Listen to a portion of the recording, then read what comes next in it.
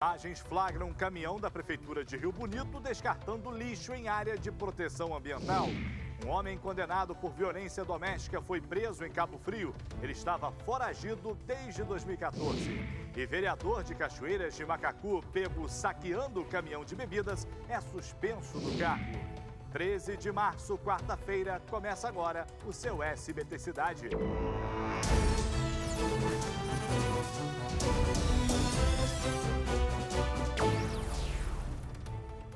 Olá, boa noite, bem-vindo, bem-vinda mais uma vez ao nosso jornal. Nós vamos juntos até encontrarmos com o seu SBT Brasil, com os fatos que são destaque em todo o estado do Rio de Janeiro, também no interior, na capital fluminense. A gente começa a edição de hoje falando da família de um jovem espancado até a morte por usuários de drogas em Nova Iguaçu, que querem entender o motivo desse crime. Segundo os parentes, que passaram 4 dias em busca do rapaz, ele tinha deficiência intelectual, saía sem rumo pela rua, mas sempre era encontrado. Desta vez, não deu tempo. O Jackson Silva conta pra gente. Veja.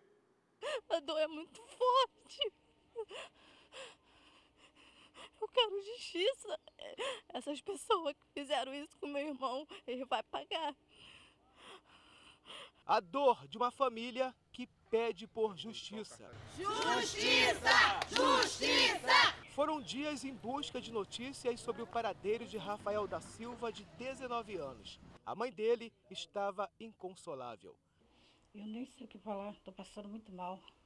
A peregrinação começou na última sexta-feira e terminou no microtério do Hospital da Posse, em Nova Iguaçu, na Baixada Fluminense. Ele tinha problema mental e foi uma grande covardia que fizeram com ele. Espancaram ele até a morte. Eu quero justiça. Eu quero justiça porque isso não se faz nem com um animal, quanto mais com uma pessoa humana. Esse homem foi desumano fazer isso com meu sobrinho. Para a família, não existe motivo para um crime tão cruel. Rafael saiu de casa por volta das 9 horas da noite na última sexta-feira. Ele passava por esta rua quando foi abordado por 9 homens e uma mulher.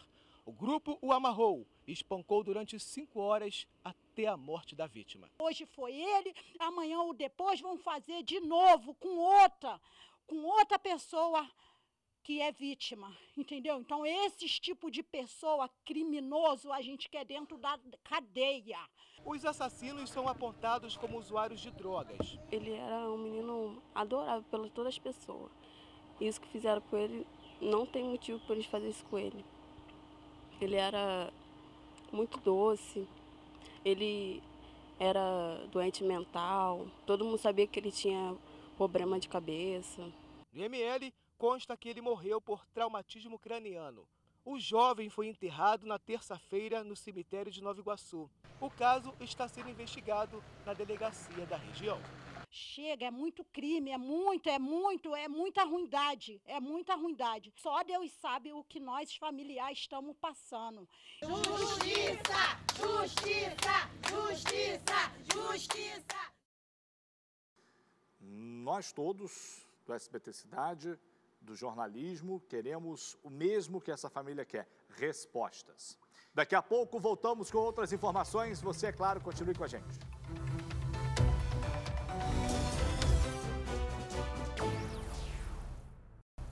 A gente volta com esse assunto. A polícia investiga denúncias de que a Prefeitura de Rio Bonito está utilizando uma área de proteção ambiental como lixão. Caminhões da Prefeitura já foram vistos fazendo despejo por lá. O Lucas Madureira tem uma reportagem para a gente. Vamos acompanhar agora, veja. As imagens mostram um momento em que um caminhão da Prefeitura de Rio Bonito faz o despejo de lixo numa área de proteção ambiental. O local pertence à bacia Lagos São João e fica entre os bairros Rio Vermelho e Nova Cidade, a cerca de 15 quilômetros do centro do município. Segundo os moradores da localidade, a área havia sido interditada pelo Ministério Público há alguns anos, mas recentemente voltou a ser utilizada para descarte irregular de lixo. Entre os materiais encontrados estão grande quantidade de pneus, sacos plásticos e restos de compensado. As imagens mostram ainda queimadas. A Polícia Civil está investigando as denúncias. Por meio de nota, a Prefeitura de Rio Bonito disse que já definiu uma empresa de coleta de pneus e resíduos de construção e poda de árvore. Sobre o despejo irregular de lixo, a Prefeitura afirmou que vai licitar uma empresa para resolver o problema. Que bonito, né? Rio Bonito, que bonito fazendo aí a prefeitura com o meio ambiente. Vamos continuar acompanhando esse caso, vamos saber por que desses caminhões aí, tem que dar jeito. Não pode continuar, aliás, a prefeitura tem que servir de exemplo para a população não fazer isso aí. A Polícia Civil de Volta Redonda estourou uma refinaria do tráfico de drogas e conseguiu prender 3 pessoas nesta terça-feira. Segundo os agentes, a ação aconteceu no bairro Santa Cruz. De acordo com o delegado, mais de 3.500 quilos de cocaína, olha aí a quantidade, foram apreendidos, assim como maconha, material para embalar as drogas e munições de fuzil. Ainda segundo a Polícia Civil, a quadrilha também fornecia drogas para os bairros Morro da Conquista e São Carlos. O caso está sendo investigado. Olha, muita droga, hein? Tá lá, caraça virada, né? Tinha que mostrar a cara desses vagabundos aí. A empresa única divulgou as imagens que flagram o momento em que 2 menores assaltam passageiros do coletivo. O caso foi registrado nesta segunda-feira, mas as imagens foram liberadas somente hoje. Por isso, a gente sobe a serra para falar com a Tassiana Ferrante. Boa noite, Tassi. Os suspeitos já foram identificados? Conta aí. Boa noite, Salutiel. Boa noite a todos. Sim, os menores envolvidos nesse roubo foram identificados. Inclusive, um deles foi apreendido nesta terça-feira em Caxias, após se envolver em um outro assalto. Nas imagens é possível ver o momento em que os suspeitos embarcam no ônibus que fazia a linha Duque de Caxias-Petrópolis e se dirigem para o fundo do coletivo. Pouco depois, eles anunciam o roubo. A dupla ficou no veículo por cerca de 25 minutos até desembarcar antes do pedágio de Xerém, próximo a uma passarela. Eles levaram diversos pertences dos 21 passageiros que estavam no ônibus. Vale ressaltar que um dos menores estava fortemente armado. Este foi o primeiro assalto do ano registrado pela empresa, que é alvo constante de ações criminosas desse tipo. O caso está sendo investigado para que o outro envolvido no roubo também seja apreendido. Salu. Desceu a serra, meu amigo, caiu na Baixada Fluminense, assalto acontece direto, às vezes embarcam ou da Baixada para a Serra ou vice-versa, e sempre acontecendo o mesmo, né, Tassi? Não muda aí essas linhas da Única. Divide a tela. Obrigado, Tassi. Vamos com o Lucas. Agentes da Delegacia Especializada no Atendimento à Mulher prenderam em Cabo Frio um homem condenado por violência doméstica desde 2014, quando o crime aconteceu. Lucas, você tem os detalhes para a gente, como os policiais encontraram esse monstro. Salutiel, segundo a Polícia Civil, Alex dos Santos Silva foi preso ontem na comunidade Jardim Esperança, em Cabo Frio. A prisão ocorreu em cumprimento a um mandado de prisão condenatória expedido pela Justiça. O homem foi condenado a 4 meses e 5 dias de prisão por agredir a ex-mulher com socos no rosto. Isso em dezembro de 2014. Segundo a delegada da DEAN, doutora Juliana Hatz, o homem foi transferido para um presídio em Bangu, na capital, nessa quarta-feira, Salutiel. Volto com você.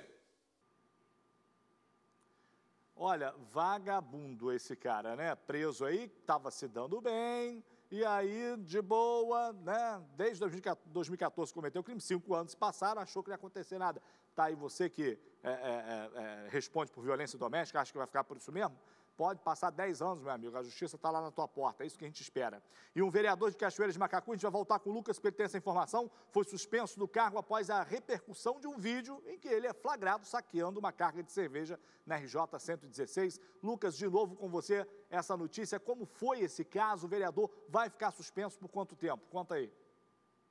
O vereador de Cachoeiras de Macacu, Nilton Matoso Viana do DEM, mais conhecido como Dunga, foi suspenso do cargo por quebra de decoro parlamentar. O vídeo onde ele é flagrado saqueando uma carga de cerveja foi divulgado nas redes sociais no sábado de carnaval, após um acidente envolvendo uma carreta na RJ 116, também em Cachoeiras de Macacu.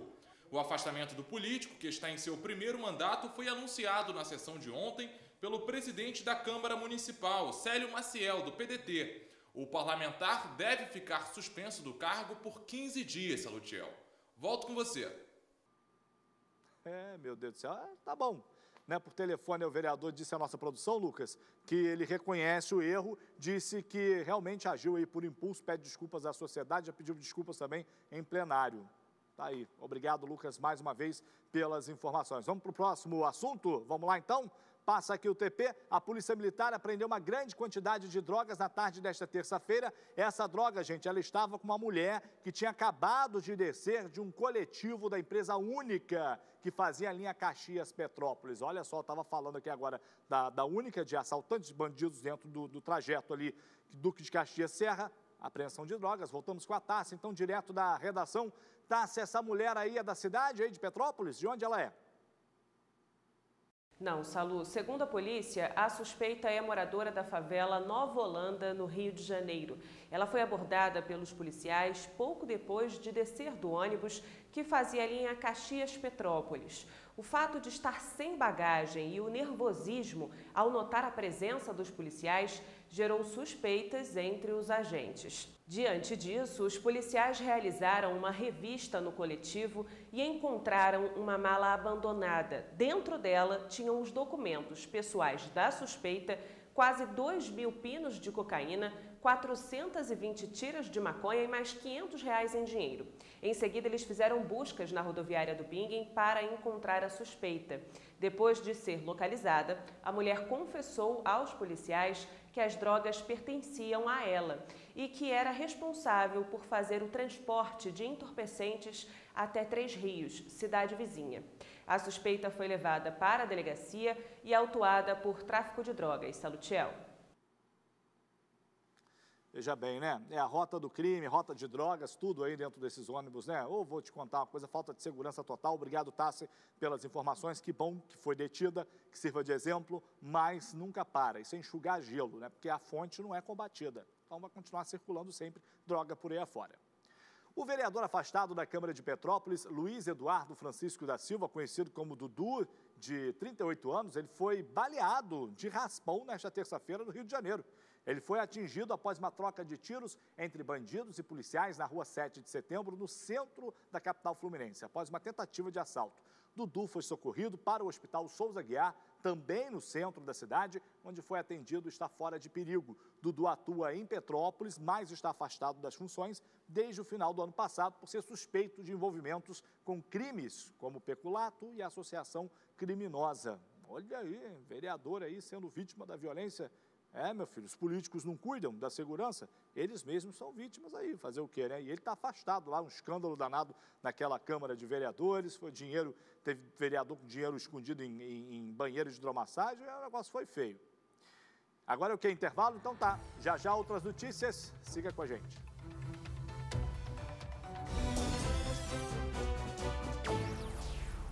Voltamos trazendo essa notícia. 3 municípios receberam nesta terça-feira uma ação do DETRO, Departamento de Transporte e Rodagem. A fiscalização aconteceu em terminais rodoviários de Casimiro de Abreu, Quissamã e Conceição de Macabu. O objetivo era verificar a situação dos coletivos dos municípios. Ao todo, os fiscais aplicaram 17 multas. As principais irregularidades encontradas foram falta de selo de vistoria, defeito do sinal sonoro, iluminação deficiente, falta de documentos e ausência do quadro tarifário. As denúncias foram feitas por passageiros encaminhadas aos contatos da ouvidoria do DETRO. Então, você aí de casa, anote aí, se você também tiver uma reclamação em relação ao transporte de coletivos aí da sua cidade, o telefone é o 21 3883 4141 ou no WhatsApp, você vai falar com Fale DETRO, 21 981 8596 8545.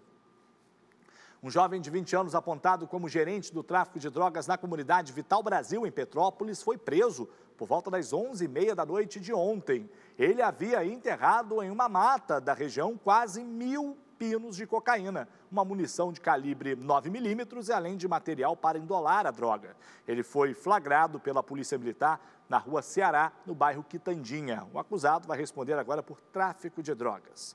E olha essa também, um pedófilo que aliciava menores pela internet, atenção você de Rio das Ostras, foi preso hoje pela manhã pela Polícia Federal de Macaé. O homem que não teve o nome divulgado estava em casa em Rio das Ostras no momento da prisão. Ele tem 29 anos de idade. Agentes da PF flagraram grande material com conteúdo de pedofilia na casa dele. Ele se aproximava das vítimas, em sua maioria meninos, através de um perfil falso na internet. Atenção, pais, vamos ficar de olho. Olha aí, Rio das Ostras, cidade do interior, está aí o crime de pedofilia acontecendo de torto à direito aí na cidade.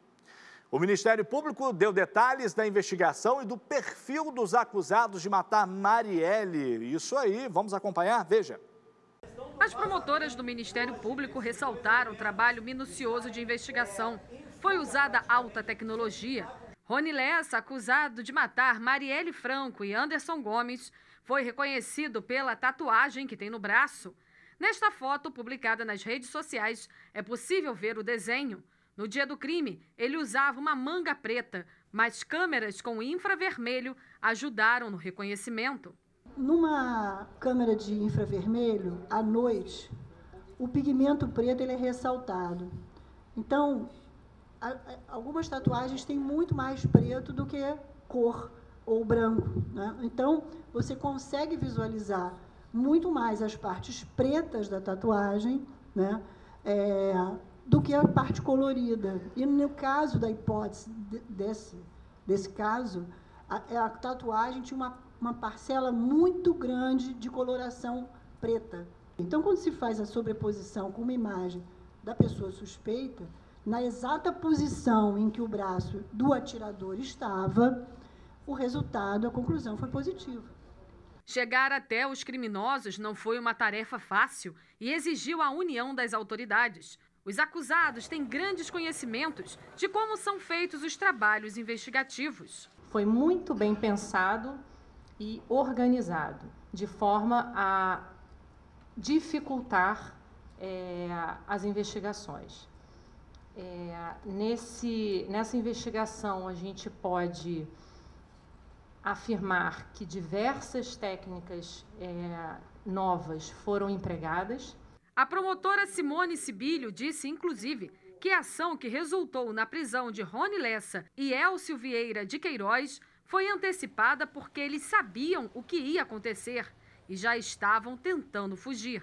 Ambos os alvos foram presos, já saindo da residência por volta de 4, 4h30. Né? E o Rony Lessa, por exemplo, foi preso com 3 celulares, os 3 no modo avião. Esse é o modus operandi, como eles lidam com essa questão de telefonia, que acaba gerando essa dificuldade de rastreamento. Rony Lessa e Elcio de Queiroz eram amigos e são investigados por outros crimes que o Ministério Público não quis revelar para não atrapalhar nas investigações. Os dois, inclusive, viajaram juntos no Carnaval. Eles se conhecem, são amigos, parceiros, e no Carnaval, enquanto todos nós trabalhávamos, né, para concluir o caso, eles estavam em Angra dos Reis andando de lancha numa casa alugada de alto luxo. As investigações apontaram também o perfil agressivo de Rony Lessa.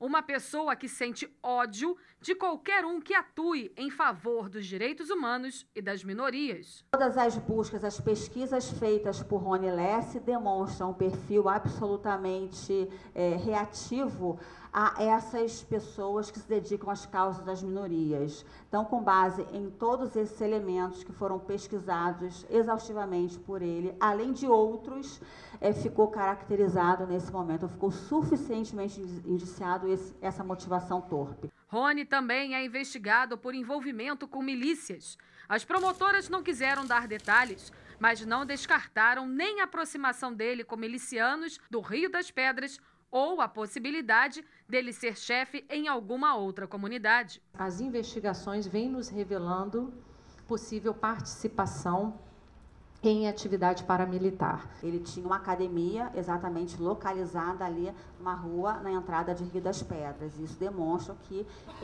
que outrora ele já esteve muito vinculado a essa comunidade Rio das Pedras. As famílias da vereadora Marielle Franco e do motorista Anderson Gomes acompanharam a coletiva de imprensa e se disseram satisfeitos com este primeiro resultado. A gente espera que hoje seja um grande passo dado, mas que a gente consiga descobrir de fato se tem mandante, se não tem. Hoje não tem muito...